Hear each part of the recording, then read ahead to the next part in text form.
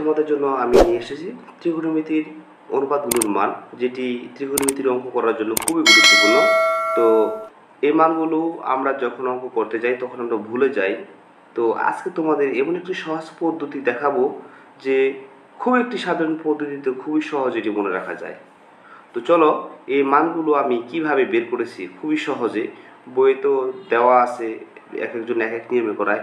আজকে তোমাদের আমি একটি সহজ নিয়মে এগুলো বের করে দেখাবো।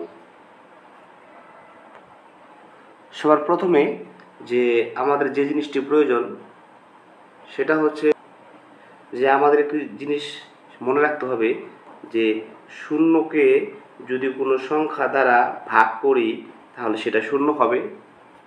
আরেকটি বিষয় হচ্ছে কোনো সংখ্যাকে যদি শূন্য দ্বারা ভাগ করি সেক্ষেত্রে ইনফিনিটি অথবা অসংজ্ঞায়িত হবে। এই বিষয়টি তোমাদের একটু মনে রাখতে হবে। তো চলো আজকে আমরা ওই ত্রিকোণমিতির কোণের অনুপাতগুলোর মান নির্ণয় করি। আমরা এখন বাই করব ত্রিকোণমিতিক যে অনুপাতগুলোর মান। তো আমরা সবার প্রথমে সাইন থিটা, কস থিটা আর হচ্ছে টেন, এই তিনটির মান বাই করব। ঠিক আছে, থিটার পরিবর্তে আমরা 0 ডিগ্রি বসাবো। তাহলে এই sine 0 degree, sine 30 degree, sine 45 degree এবং সাইন 60 ডিগ্রি, সাইন 90 ডিগ্রি এই মানগুলো আমরা খুবই সহজ পদ্ধতিতে বের করতে পারি। সেটা যদি আমাদের করতে হবে সেটা হচ্ছে √0/2 √1/2 √2/2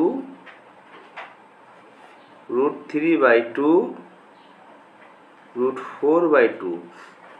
অর্থাৎ আমরা 0, 1, 2, 3, 4কে রুট করে 2 দ্বারা ভাগ করে দিয়েছি। এখন শূন্যকে রুট করলে শূন্য হয় এবং শূন্যকে যদি 2 দ্বারা ভাগ করি আমাদের কি হবে? শূন্য। অর্থাৎ সাইন 0 এর মান 0 হইল। এবার 1কে যদি রুট করি 1 হয়, আর এর নিচে কিন্তু 2 থেকে যাবে। এটা উপরে √2, নিচে আছে 2, 2কে আমরা লিখতে পারি √2 × √2। তাহলে উপরের একটা √2 নিচের একটা √2 কাটা যাবে, থাকবে হচ্ছে 1/√2। আর এটা কোনো পরিবর্তন হবে না, এটা থেকে যাবে √3/2। এটাকে যদি আমরা করি √4কে রুট করলে হয় 2, নিচে 2, 2 কাটা গেল 1। তাহলে আমরা পেয়ে গেলাম সাইন 0 ডিগ্রির মান 0, সাইন 30 ডিগ্রির মান হাফ, সাইন 45 ডিগ্রির মান 1/√2, সাইন 60 ডিগ্রির মান √3/2, সাইন 90 ডিগ্রির মান হচ্ছে 1। এবার আমরা যদি কজের মানগুলো বের করতে চাই তাহলে আমাদের এই যে 0কে আমরা বর্গমূল করে 2 দ্বারা ভাগ করেছি তার উল্টা দিক থেকে করতে হবে, যে √4/2 √3/2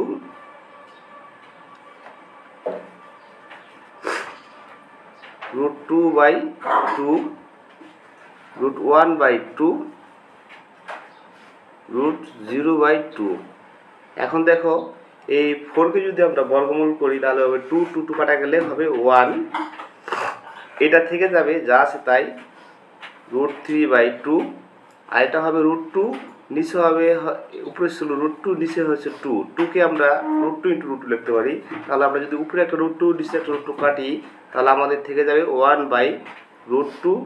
এখানে 1কে বর্গমূল করলে হবে 1, নিচে 2 থেকে যাবে। 0কে যদি আমরা বর্গমূল করি হবে 0, 0কে যদি 2 দ্বারা ভাগ করি আমাদের হয়ে গেল 0। এখন দেখো আমরা পেয়ে গেলাম সাইন cos 0 ডিগ্রির মান 1, 30 ডিগ্রির মান √3/2, 45 ডিগ্রির মান 1/√2, 60 ডিগ্রির মান হাফ, cos 90 ডিগ্রির মান হচ্ছে 0। এবার tan, এখন দেখো আমরা tan সমান জানি সাইন বাই cos। তাহলে এই সাইনের মান এবং কজের মানকে যদি আমরা ভাগ করে দিই তাহলে কিন্তু আমরা tan পেয়ে যাব। আমরা কিন্তু সবার প্রথমেই বলেছিলাম যে কোনো সংখ্যাকে যদি কোনো 0কে যদি কোনো সংখ্যা দ্বারা ভাগ করি সেক্ষেত্রে 0 হবে। তাহলে আমরা এই সাইন আর কস এই দুইটি মানকে যদি ভাগ করি, 0কে যদি 1 দ্বারা ভাগ করি তাহলে আমাদের হয়ে যাবে 0। এবং এই যে সাইনের মান হচ্ছে এখানে হাফ, এখানে হচ্ছে √3/2, এটিকে যদি আমরা ভাগ করি তাহলে আমরা পাবো, দেখো হাফ ভাগ তো তাহলে উল্টে যাবে 2/√3, এটা কাটা যাবে, তাহলে হয়ে যাবে 1/√3। আর এই sin 45 ডিগ্রি মান আর cos 45 ডিগ্রি মান আমরা যদি ভাগ করি, ভাগের সময় উল্টে যাবে √2/1, তাহলে এই √2 কাটা যাবে, আমাদের থাকবে হচ্ছে 1। এই 1/√2 এই 1/2 কাটাকাটি গেলে থাকবে আমাদের হচ্ছে 1। আর এই sin 60 ডিগ্রি মান √3/2 ভাগ, আমি গুণ চিহ্ন দিলাম, একবার উল্টে দিব। এই cos 60 ডিগ্রি মান হচ্ছে হাফ, হাফকে যদি উল্টে দিই 2 1, 2 কাটা গেল, আমাদের থাকবে হচ্ছে √3। এবং এখানে আমরা বলেছিলাম যে কোনো সংখ্যাকে যদি 0 দ্বারা ভাগ করা হয় সেক্ষেত্রে সেটি আছে ইনফিনিটিভ, তাহলে এখানে চলে আসবে ইনফিনিটিভ অথবা অসংজ্ঞায়িত। এখন তুমি যদি এই সাইন কস টেন এই তিনটি ত্রিকোণমিতিক অনুপাতের মান মনে রাখতে পারো, তাহলে এগুলোর মান উল্টে দিলে বাকি তিনটি কিন্তু পেয়ে যাবে এবং খুবই সহজেই ত্রিকোণমিতির অঙ্কগুলো করতে পারবে। তো আজকে এই পর্যন্তই, সবাই ভালো থাকবে।